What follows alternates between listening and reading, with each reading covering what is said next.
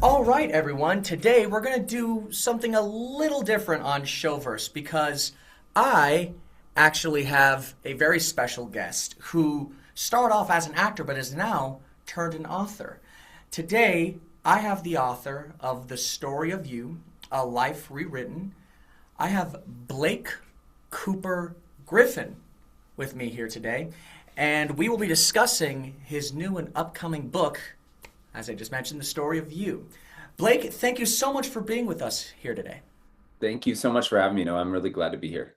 Oh, of course, of course. And, I have taken a look into your background, and, you were mainly born in Columbia, South Carolina, being raised in the Right. South. And then you've worked on many, many shows, some of which are actually, huge hitters, such as Winning Time with John C. Reilly and Monster with Ryan Murphy and Charlie Hunnam. Now, I would love to go into your background as an actor very in depth, but I actually want to know more about this book that you've written and what it's really about. So, first, can you give the audience just a brief rundown of what it is The Story of You is about? Sure. And thank you again for talking to me about the book. It's definitely my most personal work that I've ever done. The Story of You, A Life Rewritten is part memoir, part guidebook. It is meant to be a resilience roadmap. And it takes pivotal moments in my life, some of which were major challenges, some of which were small success stories or whatnot. And I sort of walk through how I navigated those moments. And even though I talk a lot very candidly about my life and my experiences with entertainment, politics, and entrepreneurship, and then also some personal challenges that I faced, even though I talk about those stories, the story of you really is about you, the reader. It's for anyone who's ever felt stuck, anyone who's ever questioned whether their story was already written for them. It's not. And it's for anyone who really wants kind of a coach, who believes in them and inspires some hope that we can rewrite our stories. We can change our narrative. We don't have ultimate or total control, but we do have the way we show up in the world. And so the book is really a framework to explore that. It's interesting that you come at it from that perspective. If I may, my father, whom I looked up to very much, he always says that you get a handful of reset buttons throughout the entirety of your life. Mm. And as kind of similar to what you said, your life is not fully written. There are certain paths that are lined out for you, but you can choose to essentially take it on a bike, take it on a bus, and you never really have to stay where you're at. So to hear that that's kind of the angle in which you're trying to go for is, I think, deeply moving and also deeply constructive. Now, when it comes to a lot of this advice, how much of it stems from your own personal experiences in Hollywood? And if so, could you elaborate on some of those experiences? Yeah, absolutely. So the book really, I'm not a psychologist. I'm not, I didn't go to school and learn like, how to, therapize people. That's not what the book is meant to do. As I say in the book, I'm in the muddy pit of life right there with everybody else. I'm not a perfect guy, but I do have a lot of experience and I do have it in a lot of different arenas. And one of those is in entertainment. I came to Los Angeles after I went to a conservatory in North Carolina called the North Carolina School of the Arts. And that conservatory does showcases in New York and LA. And I had some offers for representation on both coasts. I ended up choosing to move to Los Angeles. And I started a career here. So there are a lot of stories about navigating different jobs that I had, including, when I was the lead of what launched CW's streaming network. There was a show called Beer Fest Thirst for Victory, or when I booked my first series regular in a pilot. I talk about that. And I also talk about how I use those experiences to build momentum. But I also talk about a lot of, more difficult situations that I went through, including that, I faced, being told basically by the industry initially when I moved out here that I was unmarketable if I was going to be honest about who I was. And, this was, it certainly wasn't 1950. Barack Obama was in the White House. But, entertainment executives were at that time very fearful of a gay actor, talking about their life, especially if that actor was going to be playing roles that I was playing. And so I really had to navigate that and find a way to refuse to fully absorb some of that, doubt that was coming in from the outside there. And interestingly enough, I feel like I did, and I feel like I continue to rewrite that story. And I'm just grateful that it seems that we're in a different place now, in the industry and in our society. But that was a really tough road for me, and I talk candidly about that, and I also talk about how I got through it. No, and it's very interesting seeing the evolution of not necessarily gay representation in Hollywood, but necessarily how gays are treated in Hollywood. I mean, for the longest time, you had a lot of people that were closeted, but at around the time that Obama took office, you had people like Jim Parsons and especially Neil Patrick Harris, who Mhm. kind of became modern trailblazers because they played characters who weren't gay, but you know they they were very open about who they were and very open about who they are, and that allowed a lot of regular people, who probably never would have considered it, to be like, you want to know what? Oh, these guys they're just like you and me, and yada yada yada. But I don't think it defeats the struggles that are still necessarily prevalent because, not every gay person's going to be the same, and not every gay person's going to look the same. So it really is a matter of how you carry yourself and, how you're able to get across your identity without necessarily shaming yourself or shaming others or not even necessarily being awkward. And, from what I've seen from you, you have carried yourself very tall and, carried a big stick. You haven't really been, I don't want to necessarily say you're outspoken, but you're definitely someone who has managed to carry themselves in a way that has blossomed into a rather fruitful career. And I think that is inspiring for any person, whether male, female, gay, or straight. Well, thanks for saying that. It's a climb every day, and I'm sure that everyone out there can relate to that climb. I think the most important thing that, or at least for me, is that we hold space for people. Every person deserves an opportunity to live up to their own God-given potential, no matter who you are, where you're from, what you look like, who you love, right? Everybody deserves opportunity to live freely and safely and pursue their dreams. Now, we have to take action in that, right? And I think that that's another big part of the book, in that, is that taking action while we don't have, I talk about this concept in the book that's called the other 50%. And the way that it's a way that I look at life. So we only have, in the best case scenario, 50% control over our world, over our circumstances, right? The other 50% has been handed to us, right? But usually, um, I'll give an example. Let's say I'm having a really tough day. I have some back pain sometimes, and I'm really tall, so I get like, I have some back pain. So let's say my back is out, and I'm not usually in the best mood when my back is out, right? I mean, and most people aren't, yeah? So let's say my back is out, and let's say that I'm having a hard time even like standing up. That might be a solid 30% of the world throwing me like a bad time that day, right? And then let's say though I've got, my partner makes me breakfast, and make sure that gets all my stuff in the car, right? Helps me out. Maybe that's 10% goodness coming towards me, right? And let's say that my assistant says, I actually moved some of your meetings so you can have a little bit of extra time today in between things. So that's maybe 5% good coming towards me. And then maybe my mom texted me and she said, "Hey, Blake, don't forget to do your stretches." And so I do those stretches and maybe it gets things like 5% better.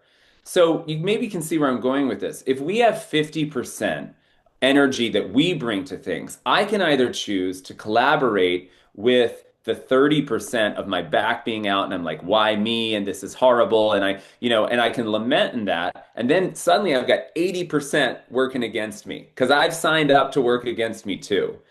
Or I can take my 50% and align with that 20% that's working towards me and really try to find gratitude for that. I'm not denying the challenge of my back being out, but I'm aligning with that 20%, and suddenly I've got 70% working towards me. Now, this isn't meant to oversimplify people's challenges, right? There are things in this life that are so deeply unfair and so tragic, and I don't ever want to simplify that. I don't ever want to simplify that. But from a day-to-day level, often we can harness this idea of taking action in alignment with the good that's coming our way in a very practical sense that moves us more towards our goals and more towards the things that we want. No, and for those of you watching and are still confused by the numbers, what I think you are trying to get across is more along the lines of finding the positives in everyday activity. Taking every small win as a great victory, because as I'm sure you can tell by the world right now, there's not a lot of wins in the greater sense of the term, but I do agree with the sentiment of finding those small wins and using them to build yourself up, using them to essentially, stretch out your back. As I'm sure you can. Yeah. I'm 6'1". For me, it's in my knees. Oh, really? Oh Oh, man, I'm sorry. It's uh, tough. That it, kind of and on airplanes are tough. I Yeah. literally just sit like this half the time, and I'm Yeah. just like, oh yeah, no. Do I want a water? Sure. Could I get some? Oh no, you're already gone. Okay, cool. I can't turn around because my knees are blocked up by the seat. But it's, you know, I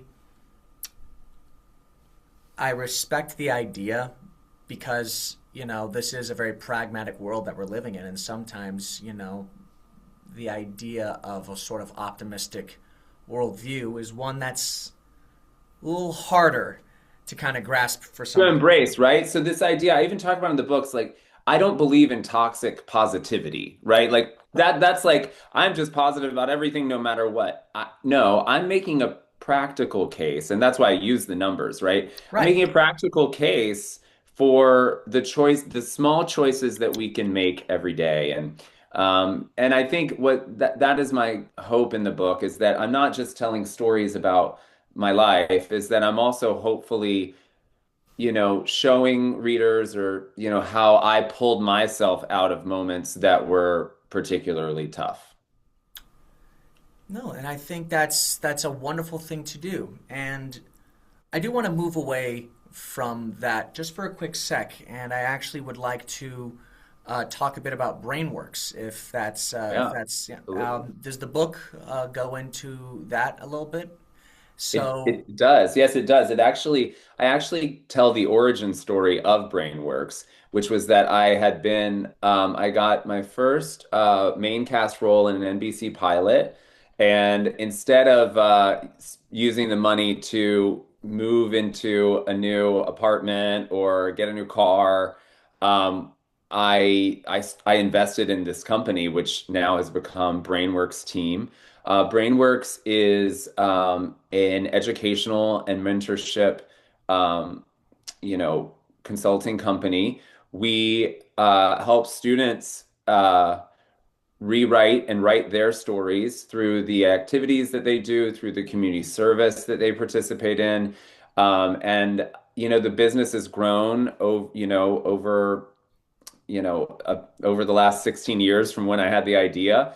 And I've got a great team that works with students every day to help them to embrace and achieve their goals, right? So a lot of what is in the book, right? The tools that helped me in my uh, that were my resilience roadmap, so to speak.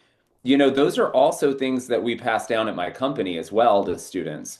Um, because when you're at the beginning of your life, you really have a lot of time to explore and create a story for yourself that can be really exciting and really authentic.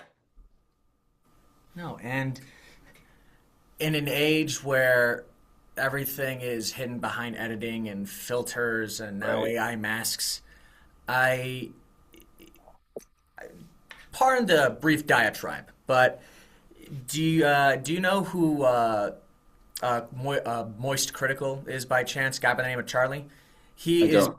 basically he's a streamer, YouTuber, been on the platform for a while, and he has managed to stay relevant for years and years and years simply because he what you see is literally what you get, Mm. and there is a level of sort of maskness that he does play, but it's mostly for a slight comedic effect. I am of the belief that authenticity is what wins the day at the very, very end. You can put on a mask, you can hide things in editing, you can try to hide all the blemishes, but Mm. imperfection is what breeds perfection because people want authenticity. People want I think that that's so astute. I don't know that person, but I do know that one of the things that I've been talking just with friends about and with clients about and other artists about is the notion that, listen, AI is here, it's not going anywhere. But I do think that what that means for our future economy is that emotional intelligence will be the commodity of the future because it is the thing that AI cannot replicate. Sitting with someone and really seeing them and really, that compassion, that human element will be, I think, the thing that, excuse me, will be the thing that is most sought after. And one of the things was I really like what you said about the blemishes being something to be embraced. I'm paraphrasing, but you know, when I wrote the book, I actually no, I wrote two drafts. I wrote the first draft, and it took me about 8 months. I gave it to a writer friend, and he said, "Man, this is well written. It's really safe. You are hiding." And that was that was something that I learned because what did I do when I was being bullied as a kid or what, you hide, you protect yourself, right?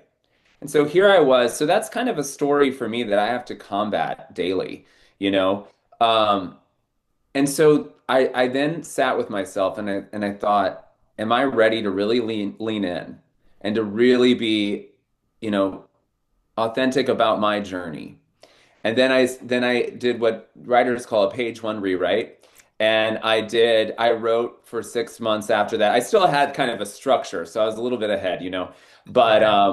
I rewrote it and I'm really proud to say that I this is a really true representation of myself. And that's why I say it's the most personal work I've ever done. Because I realized that if I was going to ask people or speak to people about how to write an authentic story, I'd have to be honest about my own, right? And the blemishes and the difficulties. Not just the Instagram highlight reel that we all, you know what I mean? So Yeah, I yeah. think that's really smart what you're saying, like embracing the mess. Exactly. And because, like I said, the age of social media, yada, yada, yada, yada. But what's really important, at least to me, is just making sure you're able to show your true self. Yes, of course, and you want to show your best self, and you can smooth out the rough edges. But too much change, you're essentially now creating a mask. And oh boy, sorry, like I said, allergies. But I appreciate when people try to come out and say, try to live life the best way that you can, Hmm. because there is no such thing as perfection. There really isn't. But trying and doing your best, I think, is something that we definitely need right now. Do your Well, that's what best. you Yeah, can control, right? That's the part you precisely. can control. I've got a subchapter called The Dreaded Perfectionism in the book. And what I say about that is like in a funny way, I'm like, listen, we all want to be perfect people with perfect bodies on perfect vacations with perfect partners. But I guarantee you, when you see that picture on Instagram that's probably, might have been Facetune, you like even on that perfect vacation, maybe in, I don't know, on some tropical island, those people went on to spill wine on their shirt and they forgot to send that email. And then they also like had a little argument over where they should go to dinner with their partner. I mean, perfect, I suppose, can be a representation of one moment. Like this feels like a perfect moment, but then it's just a moment. So really what I argue for in the book, and certainly what we promote here at Brainworks, is to strive for excellence, right? Excellence is a practice, but it allows for a range of possibilities and not just one particular thing to feel a certain way. Because if you're waiting for that, then you're never. Then my fear is that then you'll burn out, because you know perfect only lasts for maybe 30 seconds. Exactly. And on that note, unfortunately, we have approached the end of our conversation. I know you're a very, very busy guy, but I see some behind you right Yeah, there.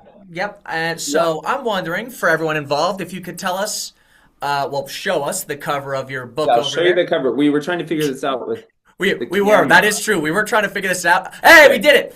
We did So it. where can people purchase your book? Yes, so you can get the book on Amazon. You can get it on Amazon. You can get it on barnesandnoble.com. You can get it anywhere where you get your books online. It is there. It's available. So go ahead and give us an order. And I can't wait to start conversations with people. I'll be putting a lot of stuff on my social media. I'm an Instagram guy, so at Blake Cooper Griffin. So I can't wait to start conversations with people and hear what you think about what I talk about in the book. And I look forward to getting my own personal copy. Um, And for those of you watching, Blake's book and links to his social will be in the description below. Feel free to check it out, give him a follow. And on that note, Mr. Cooper Griffin, Mr. Blake, Mr. Author Man, I would once again like to reiterate I appreciate you taking your time to come on the show with us today and talk about your book as well as your experiences. And I wish you the very best, not just for your book, but also for whatever next project you may be having.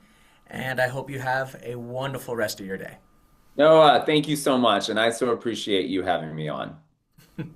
No problem. Take care. All right, man. Talk to you later. Bye.